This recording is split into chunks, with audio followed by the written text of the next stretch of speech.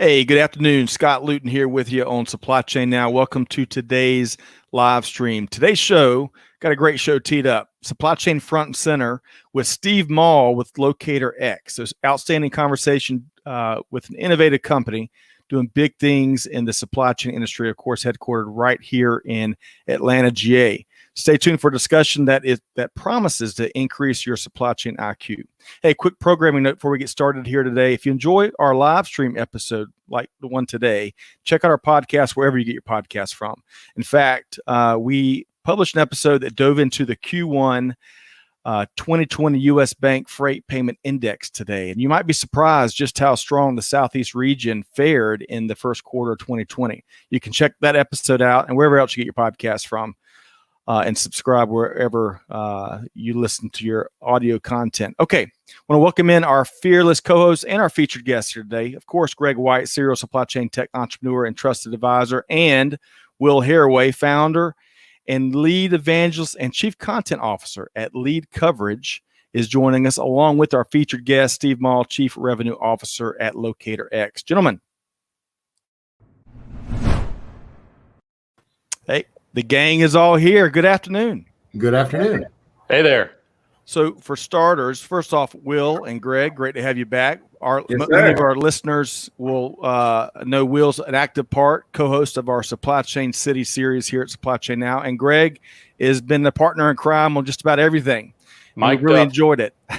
Mic'd up, that's right. And he's going to talk about the 6.6 figure behind it momentarily. But for starters, Steve, good afternoon. How you doing? I'm doing great. How about yourself, Scott? We're doing fantastic. Great to have you here. We're going to have to start calling Thursday afternoons the mover and maker slot because that's exactly what we've got here with Steve Maul and LocatorX. So let's start. Let's get to know you better first. LocatorX has got a great story. We're going to spend most of our time here today talking about that innovative technology. But let's get to know Steve Maul first. So tell us about yourself and a little bit about your journey.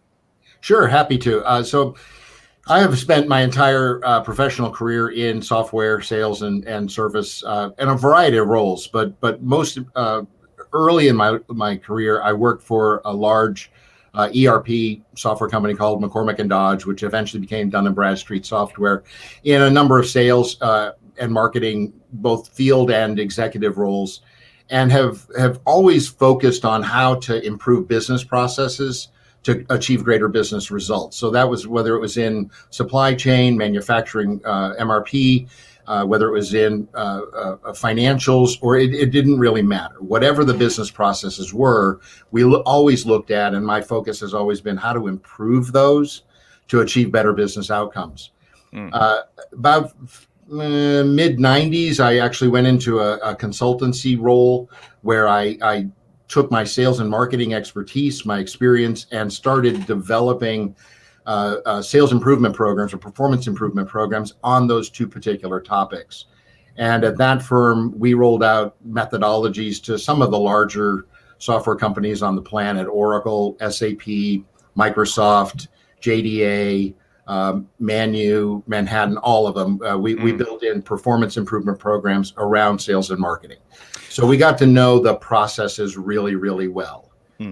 Sold that company in 2010 and started another one, and then relationships reformed, and I ended up at LocatorX. And relationships are really important, whether it's business development or growing companies or continuous improvement, which clearly you talked about how important that was to your journey. Right. And Scott Fletcher, who's our CEO, he and I had actually worked together in the 80s at McCormick & Dodge. We didn't know each other at the time. I was on the second floor in marketing. He was on the first floor in development. And we reconnected back in mid-2000, so 2005, 2006, and worked together for several years at that consultancy I mentioned.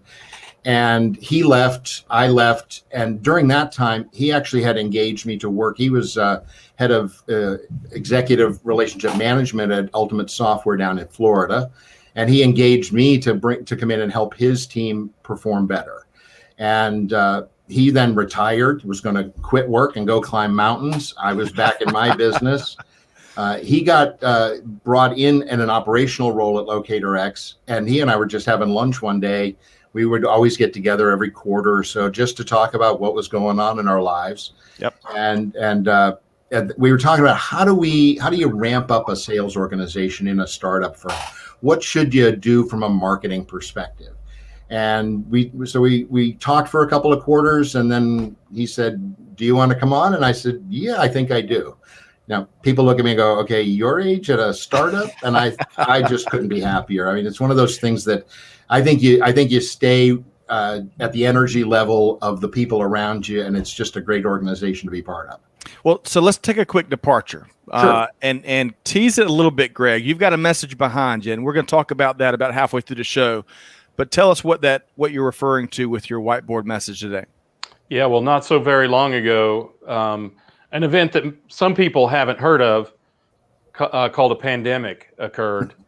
And at that time, a lot of investment from into startups, really into about any company, pretty much ceased. And everyone kind of pulled their money and went back to the sidelines. But just recently, LocatorX got a $6.6 million round of funding. A couple of other supply chain companies have gotten that as well. And I think that speaks volumes to two things. One, supply chain is front and center in investors' minds, not just consumers' minds. And also that companies who provide a real value to the marketplace, LocatorX with their tracking, Verison with their AI data harmonization, flourish in the cannabis industry. Companies like that, all three of those companies have closed rounds in the last month or less than 2 months. So absolutely, there is money out there for the right companies even in this environment. I, for one, am happy to see that. So, and Will, that's not just we've got a lot more good news that we're going to dive into momentarily about LocatorX, right? Absolutely. It's been a big month for you guys, Steve. Maybe you could tell us a little bit. I mean, obviously, as Greg just hinted, there's this crazy little thing called a pandemic going on. Maybe you could tell us about your launch of the National Medical Device Registry and how LocatorX is working with that. Yeah, it's because locating things and finding things and telling you where they are is what we do. I was watching a TV show one night, and somebody had. Hey, Steve and yes. Will, can I interrupt just for a second? Oh, sure.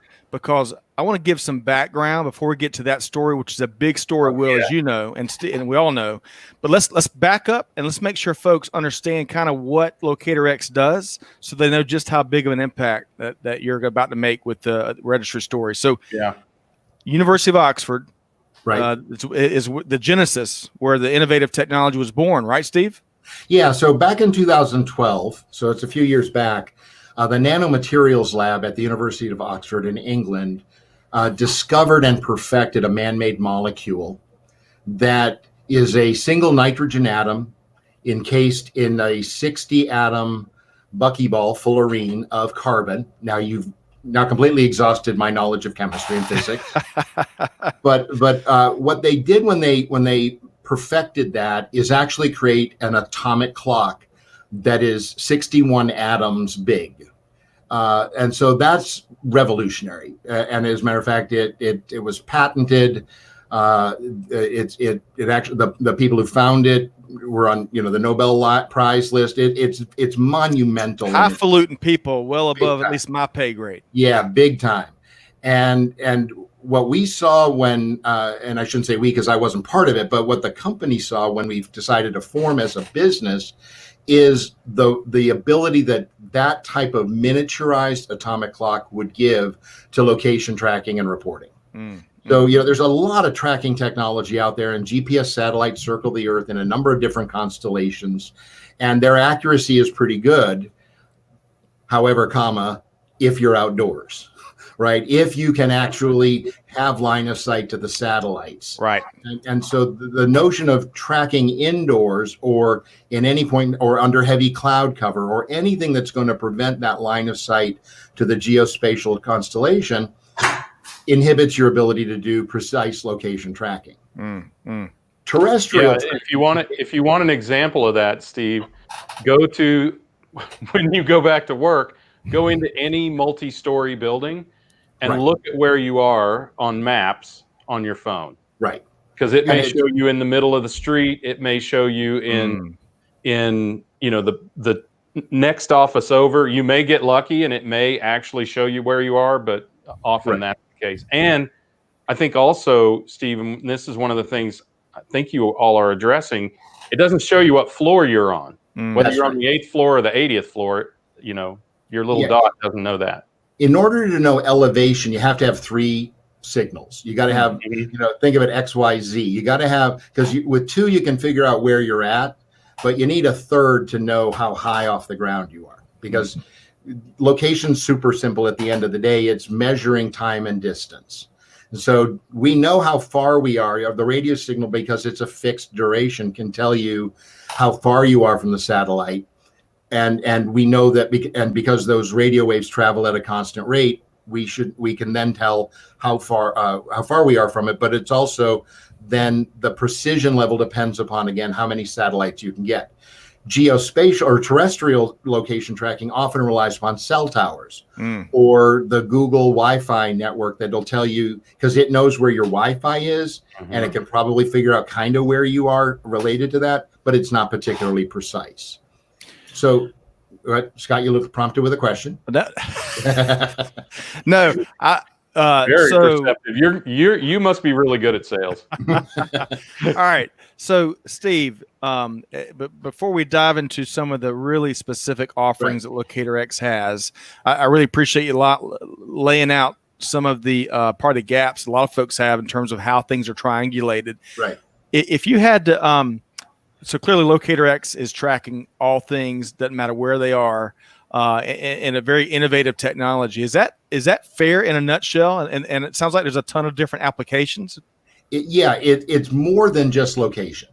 Location is kind of the natural thing to think about, but the secondary part of that is, if you look at our distinction and the way in which we differentiate at any competitive level, because quite honestly, anybody can scan a barcode, you can put a Bluetooth tracker on anything. Anyone who's got a tile on their keychain, can evidence that. But the distinction is 3 different things. The first of which is the fact that we have built out a very high performance platform that allows you to not only get data back about the asset or the product you're tracking, but also the metadata around that. So how long does it take to get in your supply chain from the manufacturer to the warehouse, from the warehouse to the DC, from the DC to the retail shop? And now you can start to look at all of that metadata and start to do an analysis about business performance. The secondary thing is we're agnostic about the chip or the tracker that you're using. Almost anyone else you look at is going to say, well, we're an RFID tracking system. That's great. That works phenomenally well. So does GPS, so does a Bluetooth tracker, so does a QR code. But we're not aware of anyone who can take data from any one of those and provide that event notation back to our platform or any platform. Right. So if it's a radio tracker on a device, we can just detect that as it occurs, and you can establish business rules that tell you, hey, that article, that box, that carton, that pallet entered the geofence of the DC. So now I don't have to do anything. We know it. It's self-aware. When you ship it out, we know it's departed. If it's one of those exceptions, it arrived, but 6 of the cases are damaged. You take the smartphone app we've developed, and scan it real quick, and say damaged. So the events that we can track is what we call them. Are limitless, but also user defined. So our clients decide what they want to track. Love it. All right. So from there, Greg, I want to pull you in. I know you've got a hard stop, and then we're going to dive in with Will and some of the other really cool progress that LocatorX has had. Greg, let's dive in deeper on the specific offerings and some of the current projects. Yeah. So I have a really quick question before we go there. If you had to pick a finger, about which fingernail size is it? Because I've seen a picture of these things, and they're really small.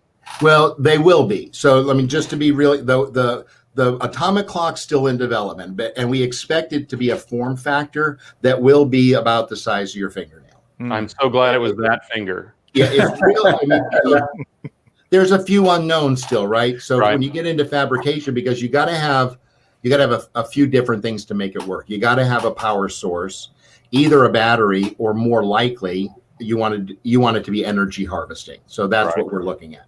You also have to have an antenna because it's gonna support multiple radio types, both GPS, LTE, 5G.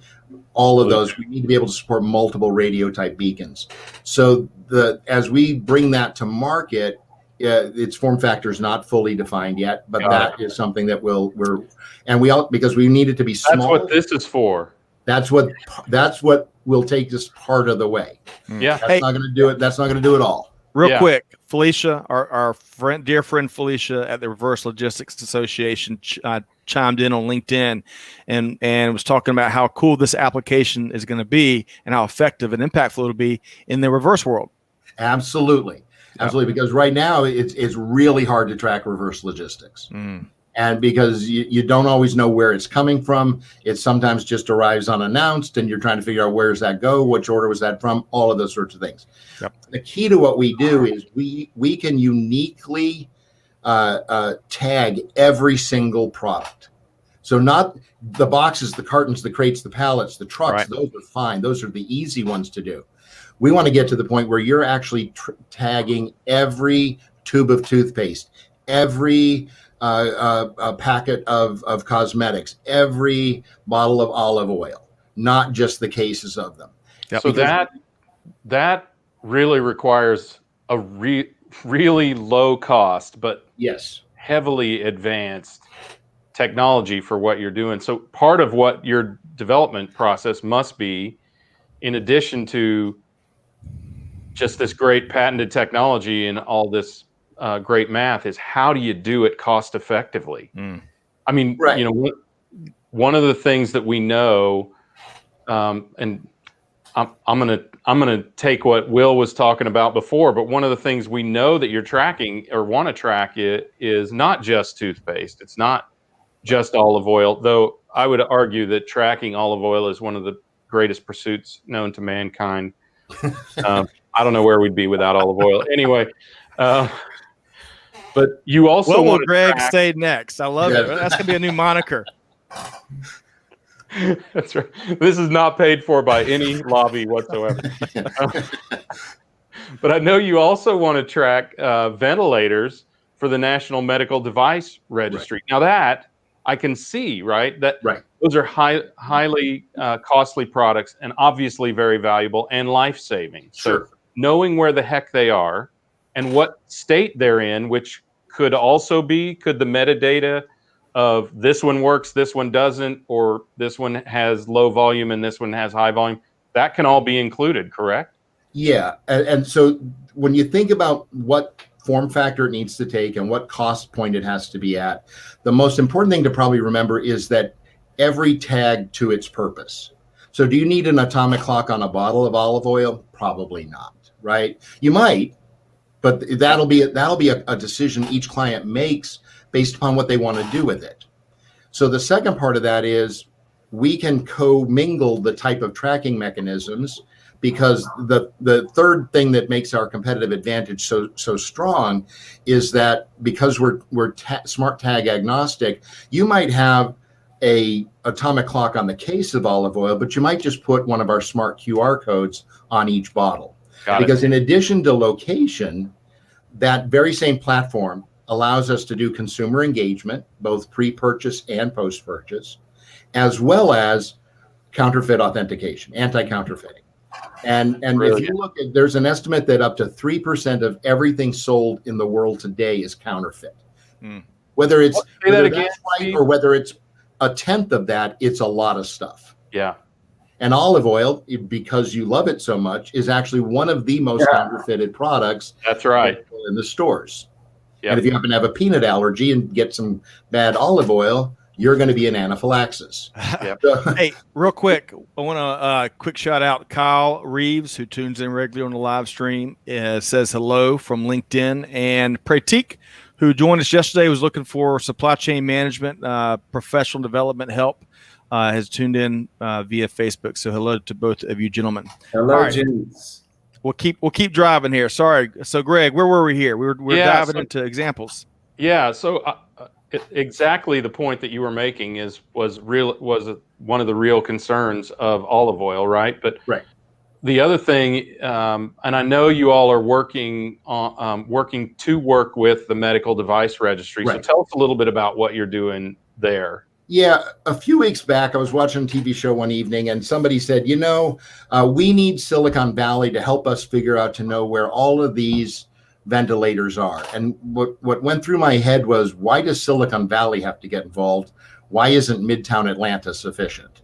Yeah. So I got together with my team and I said, this is the idea. We track stuff. That's our business. Why don't we launch a program that allows any healthcare facility or any manufacturer of ventilators to enroll those ventilators in this registry, no charge. We'll do it all for them for free. And all they have to do is they'll have to send us a list of their ventilators, just the make, model, serial number. We'll prepare the label, send them back. And once they've done that, they can then make notation of whether now it's in use with a patient, or now it's available, or now it's in disrepair, needs a service call, and because there was so much loaning of ventilators going back and forth, and I just knowing supply chain and movement of equipment in general, it's nice that California sent 100 to New York. If they ever get them back, I'll kind of be amazed, right? Because nobody really knows where they are right now. Right, including New York, who just exactly. got them. They're very, very hard to track, right? Right.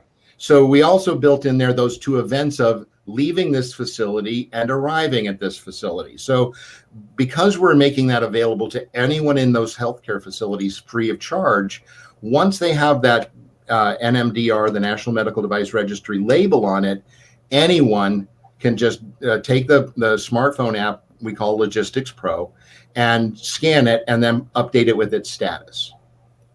And there's just been an enormous amount of interest. There's also been but we're kind of busy right now. So we're working but we're actually having a lot of great conversations, especially with the alternative manufacturers. And Steve, the people sorry, go ahead. Well, I was just going to say, what are some of the things that affect that status? I mean, it can literally be when you are using it on a patient, correct? Like that. Right. Right. But we're not going to collect patient information. That's an important distinction to make, because we don't, that's an important thing to worry about. But when it's in use, all they have to do is scan the QR code on the label and touch the button that says in use with patient. And now everybody knows, and it'll show up on that dashboard we showed you, that it's no longer available. And the key there is those alternate developers of ventilators, the ones that have come to the fore to turn their factories into ventilators, there's going to be a whole bunch of questions down the road of how effective were those ventilators, how well did they hold up under use, where are they, what's their maintenance cycle look like, and nobody's going to know the answers. Yeah. So it's interesting, and I think it's an interesting distinction to make a differentiation between the products that are used in a business and the products that are sold in a business, because there's already a very precise, not foolproof, but a much, much more effective tracking and tracing process for the products that companies sell. Yeah, but if they use it, right, to conduct business, there's not nearly as advanced a process there. That's right. This will close a huge gap because of precisely the issue that you addressed, which is when those 100 arrived in New York, everyone was busy doing something else.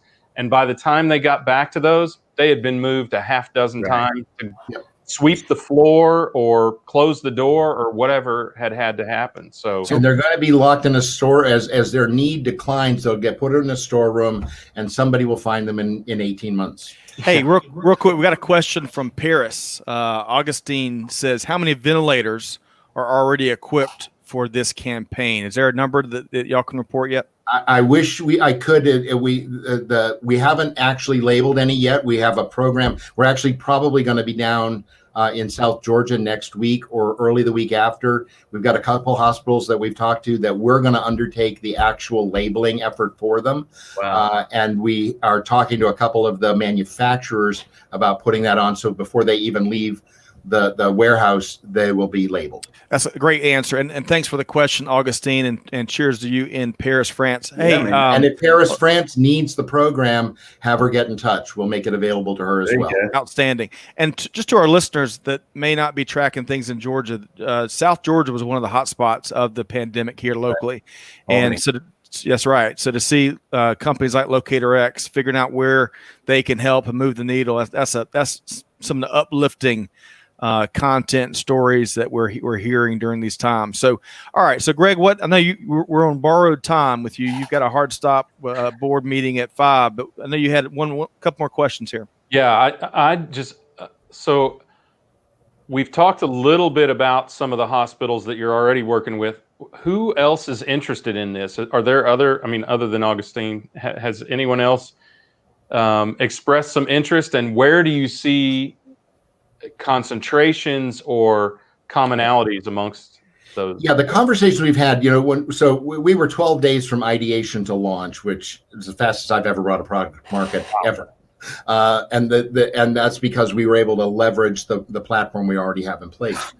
The great part is almost every conversation we have, or I should say when we launched, that's when the president announced that a number of hospitals were going to get together and start to work out a plan for monitoring all of this, which we may never hear from again. So that sense of urgency seemed to fade a little bit, but also, thankfully, the curve started to flatten in New York, and the sense of urgency for ventilators in general started to decline. That's good news. But as the conversations we're having continue, we're learning it's not just ventilators. Mm-hmm. It's portable EKG machines. It's oxygen concentrators. Right. It's any movable medical device. And that's where we're going to continue to expand. I think that's a really good point. So if you look at the statistics of 2020, twice as many people have died of pneumonia as have died of COVID-19. And I think we all forget that all of those medical conditions continue to occur. Car accidents, though much more rare now, thankfully. Right. Thankfully. Things like that continue to occur. So a lot of these other devices, they suffer the same fate of these ventilators, right? Yeah. And let's pray that there's not round 2 of COVID-19, later in the summer or in the fall. Let's just hope that doesn't happen. Yep. But no matter what, I worked in a hospital for a little while back in my college days, but where's your IV poles or your IV pumps or your wheelchairs? Those disappear regularly, not because of even theft, but they go home with a patient.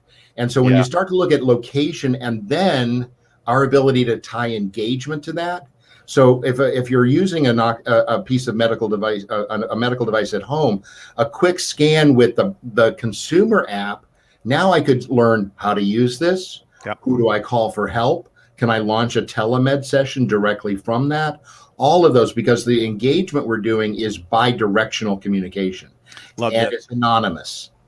Love it. All right. Good. It's fantastic. I wish we had more time to dive into just this segment in particular. An hour doesn't do it justice. Greg, I know you've got to depart. The man, the myth, the legend, Mr. Greg White. Look forward to having you back on with us tomorrow. Yeah, great being with you guys. Steve, know that even if we aren't talking to you, we'll be talking about you in this next meeting that I'm about to jump into. I'll tell Snehal and Jen you said hi. Please do. Yep, and thank you for presenting this. This is a great application, particularly in these times, and I really appreciate the give forward nature of what you all are doing in terms of providing this to the National Medical Device Registry. Thanks very much, Greg. Have a great day. Supply chain now. Thanks, man. Out. Take care.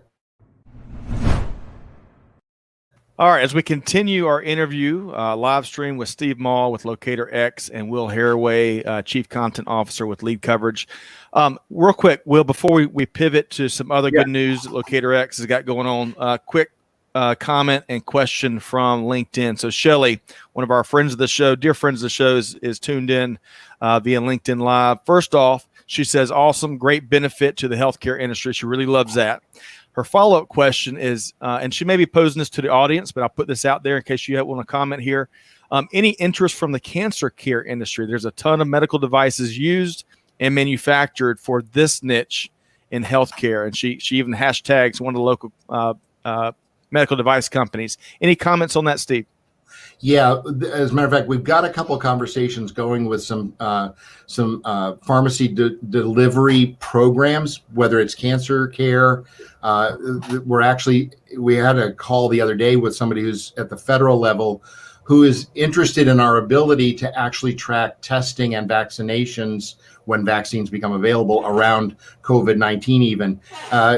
We showed one image of our console, our data console there a while ago, and it was around recalls because that's a problem we can help address as well.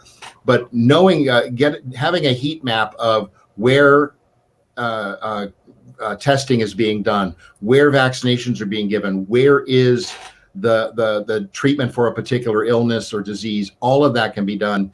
And even if it's a cold chain where the materials have to be transported under strict temperature guidance, sensors can be used to detect all of those variations along the way. Outstanding. Hey, one thing this reminds me of is just the need for visibility across any industry. Of course, supply chain's been hunting it down for a number of years. Right. The pandemic environment is only going to amp up the need for more visibility in supply chain. But healthcare, you name it, any industry needs more visibility.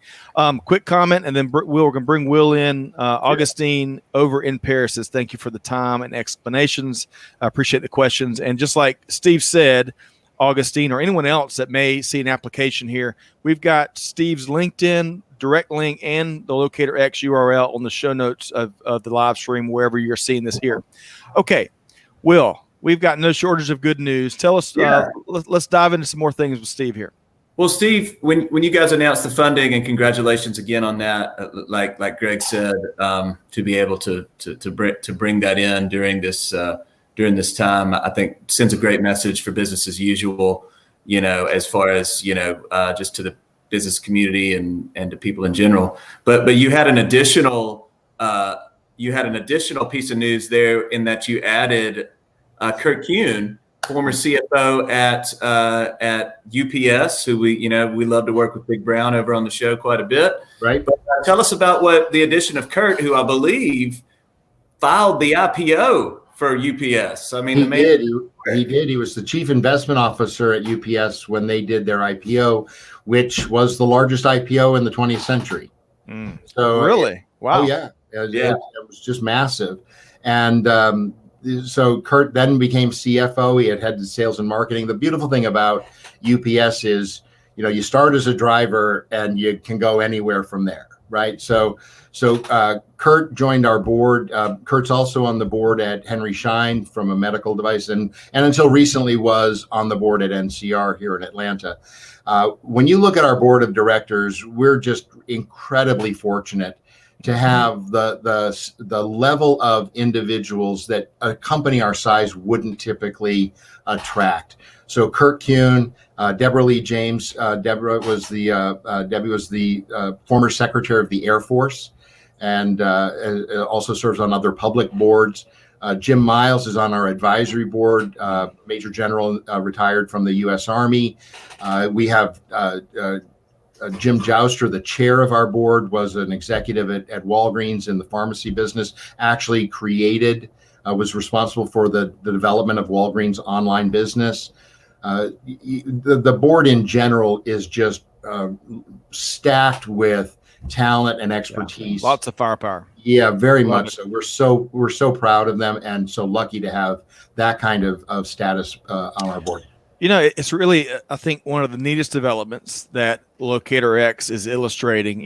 Larger Fortune 500 established companies have been around for decades. Yeah, you'll find military leaders involved in those boards, but it seems like it's just been recently that more and more of the military talent that's there, the expertise that's been there and done that, is being added to early stage companies. And so I really appreciate that. And then I think the second great story there that it comes to mind, Will, we talk about this a lot, is the opportunity in the greater supply chain industry for transitioning veterans, whether you're enlisted or officer. There's such a huge opportunity to apply what you've learned, what the military really ingrains almost in anything you do. You play, if you're in the military, you play some kind of role in certainly moving the mission forward, but a lot of them from a logistics standpoint, right? Getting stuff someplace, supporting the effort. So really love that element and that dynamic you've baked into the culture there at LocatorX. So Will, clearly, I mean, we're gonna have to pack an extra hour just to get to all the good news here, Will, right? I'm sure Steve will come back, no doubt. But as far as the makeup of that board, Steve, was that really sort of by design? I mean, you have public sector, private sector, military, retail. What's how is it that those guys are influencing the overall company strategy, and how do you kind of tap into that?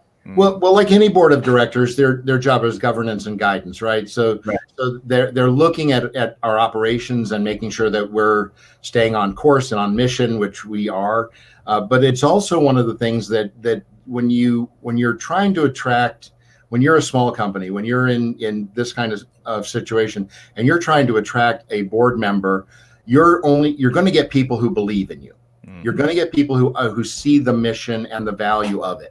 So when we have somebody like Jim Joustra, who's our chair, or Secretary James, or Kurt Kuhn come on board, it's because they can see how, based upon their own business or military experience, they can see how what we're building and what we've built will add value to those markets. Yeah. So the Department of Defense has a lot of very specific things they're trying to do from a logistics perspective as well. And so we're working on a number of different programs with them at the same time. It's all about the deployment of strength and national security in the military, and it's just a little bit different. The mission's a little bit different on the private sector side. So exactly. Love that. Okay, real quick, Shelley, who we were talking about some of our earlier comments and questions. Yes, Shelley. An expert in the project management space. We've been trying to get Shelley on interview. So Shelley, we're throwing down the gauntlet. We're going to get you on, and we're going to pick your brain on all things supply chain and project management soon enough. Appreciate your interaction here today. All right, so Will, we're going to move into the last segment here as we interview Steve Maul with LocatorX. We're going to talk about Supply Chain City, right? Metro Atlanta, GA. So as y'all may both have caught, and hopefully our audience did, yesterday we had a live stream with all about National Supply Chain Day, the first ever, right? Hard to believe it took us this long to have a designated national day to celebrate all the brave men and women that are in supply chain during these challenging times, keeping us moving forward. Point A, Insight, Click were some of the folks on the show with us yesterday. Will, our earliest series, before we asked Steve about Supply Chain City, one of our earliest series was the Supply Chain City series, right?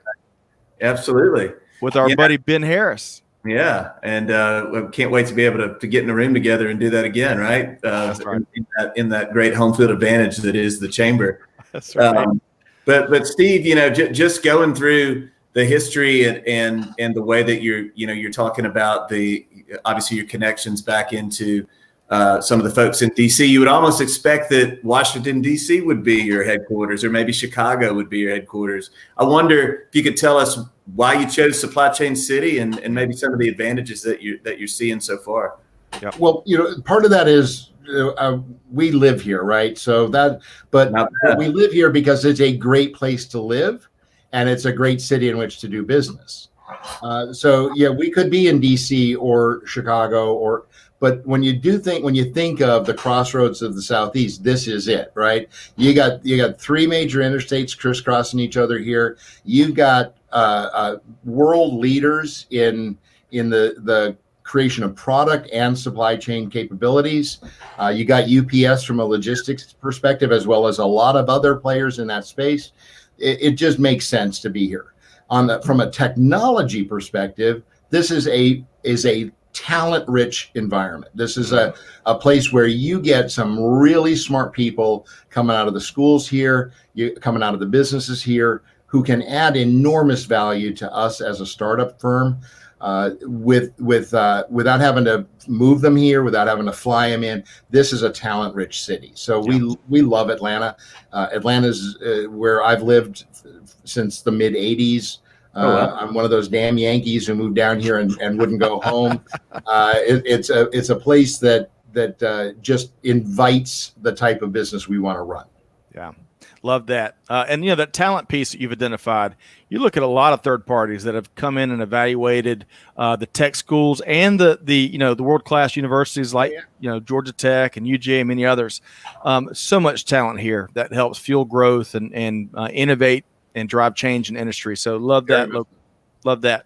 All right. So one of my favorite questions to ask or that we like to ask, Will, is, okay, man, you've come all this, you're at 102 miles an hour right now. The LocatorX team is. Tell us what is next. Oh, we're not slowing down anytime soon because we got a product roadmap that's going to take us from our first proprietary or first self-developed chip this spring, late spring, early summer, to the next version that'll come out later in the year, to the atomic clock chip, which we anticipate next year. We're not slowing down, and I'll tell you, when you asked earlier about price points and form factors and things like that, there's 1.5 trillion items that get UPC barcoded every year around the world. We want our chip on every single one of those. And so, I love that. Yes, because whether it's location tracking or consumer engagement or anti-counterfeiting authentication, all of those can be accomplished with that one item in a very, very flexible and easy way that our clients are going to love. Outstanding. All right. So let's make sure. Will, were you say something?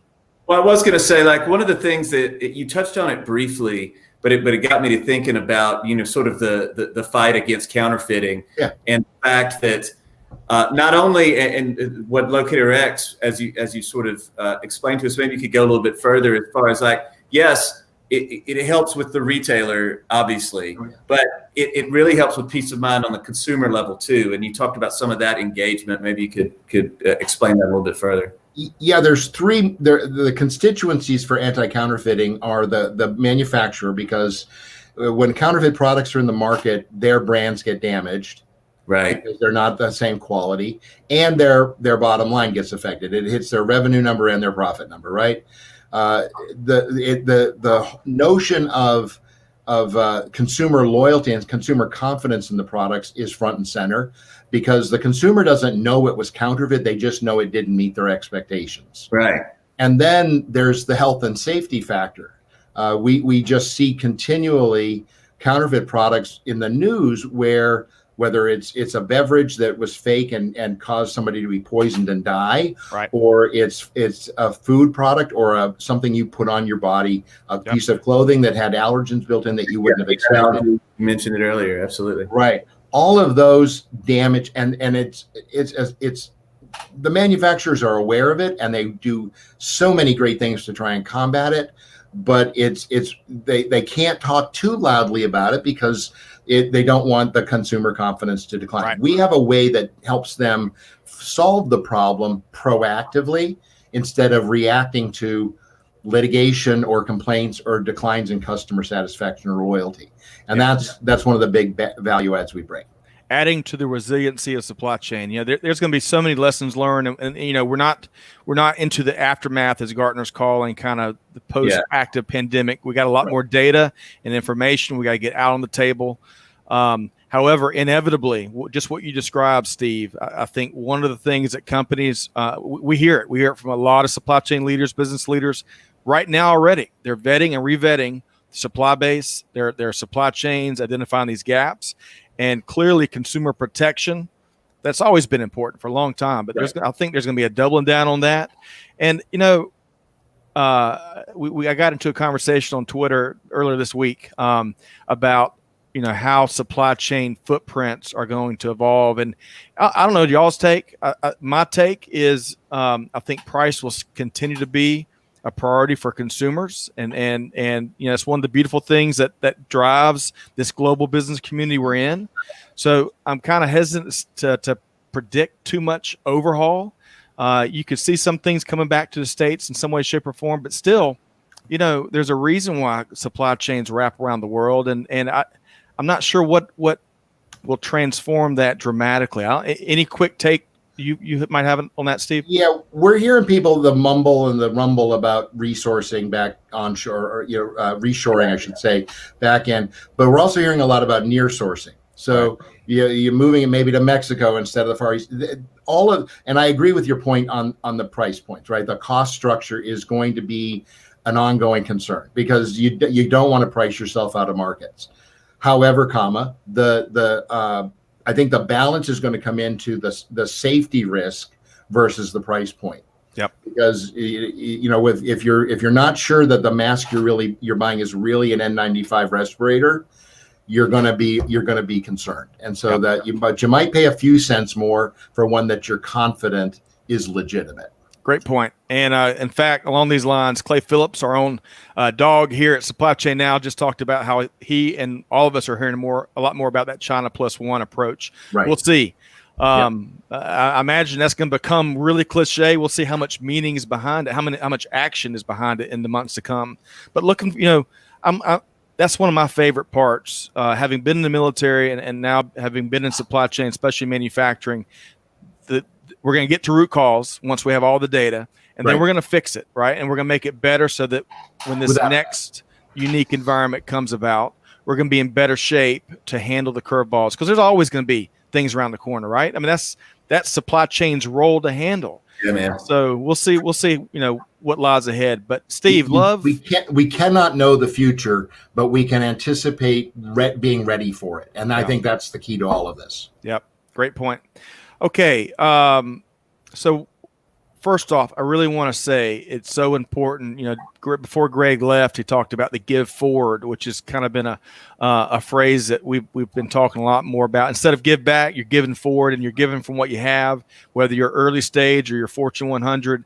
That is so important right now, and that's where we're finding a lot of inspiration and good news in supply chain with the backdrop of this pandemic. So kudos to what LocatorX is doing with action in mind, not lip service, but finding where you can move the needle. Really appreciate that.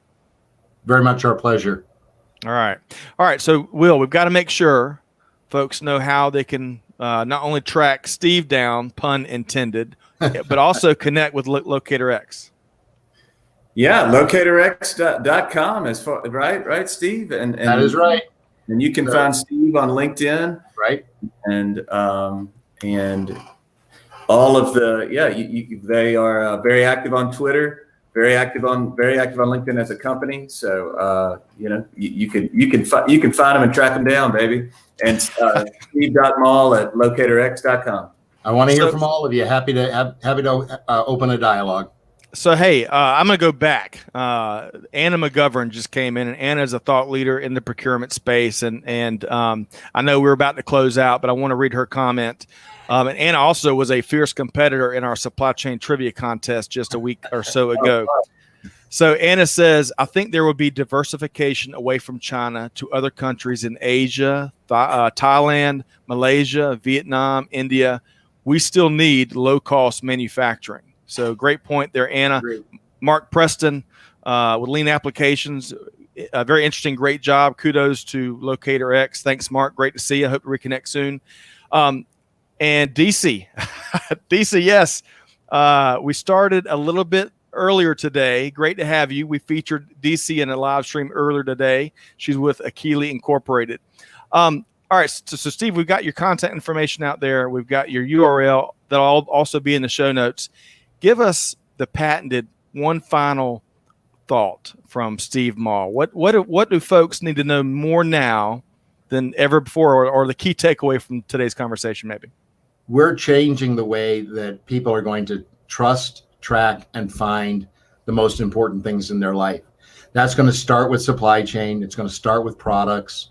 It will expand to everything. And because we're passionate about privacy, our customers are not going to become our product. And the key there is if it's important, we're going to help you find it. Love that. All right, so we're going to wrap up with Steve. Will, I'm going to sit tight with you as we wrap up on a couple final announcements. But Steve Maul, Chief Revenue Officer with LocatorX. Check in with what they're doing. Really, not only is it innovative technology and a high growth, robust model and platform, but it's to give forward the difference we're making. Steve, thanks so much for your time. Thank you, Scott. Thanks, Will. All right, talk soon. Bye now. Will, Yeah. great stuff, man. We don't have enough time to give those stories justice. There's so many different nuances and details we couldn't quite get to, but hopefully our audience got the gist, right? Yeah, for sure. I mean, and what they're doing as far as taking their technology and trying to, like you said, trying to pay it forward with the device registry and trying to help out the healthcare workers in the hospitals out there during their biggest time of need. Just that's the attitude that we all share. I think doing everything that we can at this time. Yep, it's nice all to see them going forward.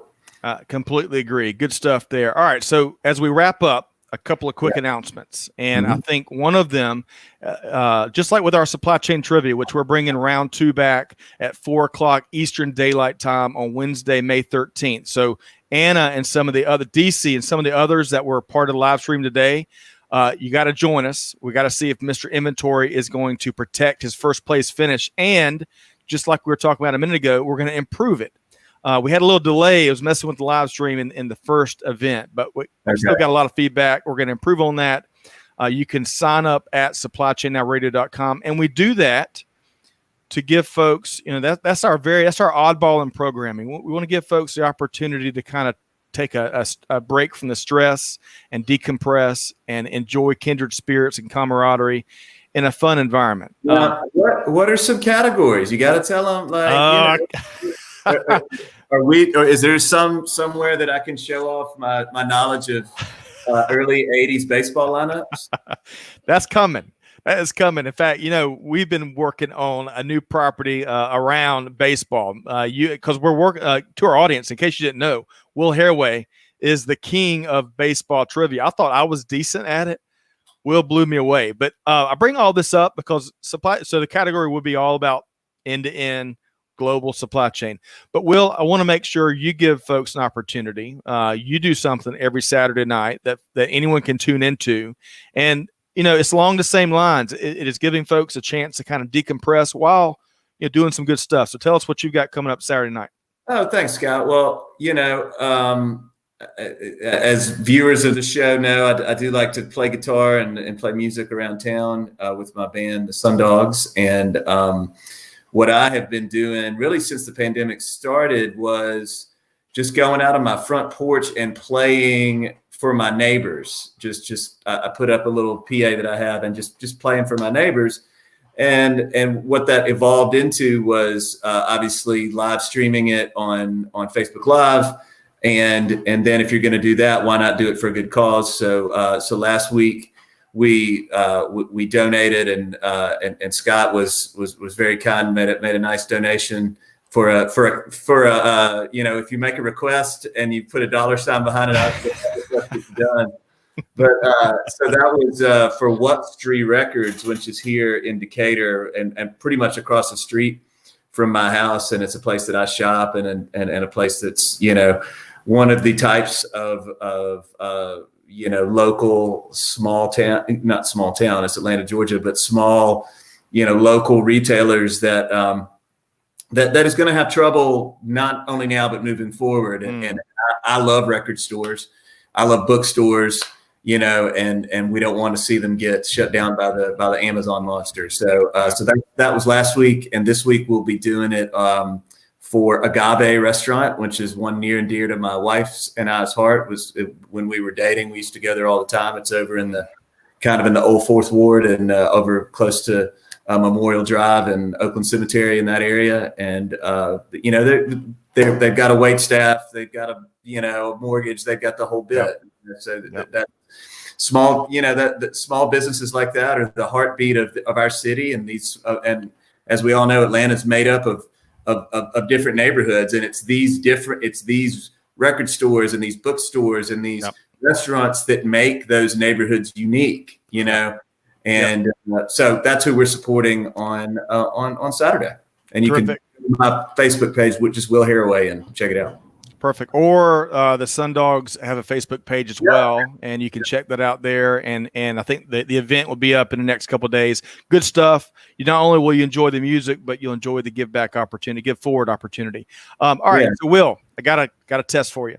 Okay. So not only does Clay say that Registry is his go-to vinyl place in Athens as well. I guess they've got a location out there, but Clay wants to know starting first baseman for the Cardinals 1985. Oh, come on. I mean, want to talk about a changeup over the plate with no spin on it.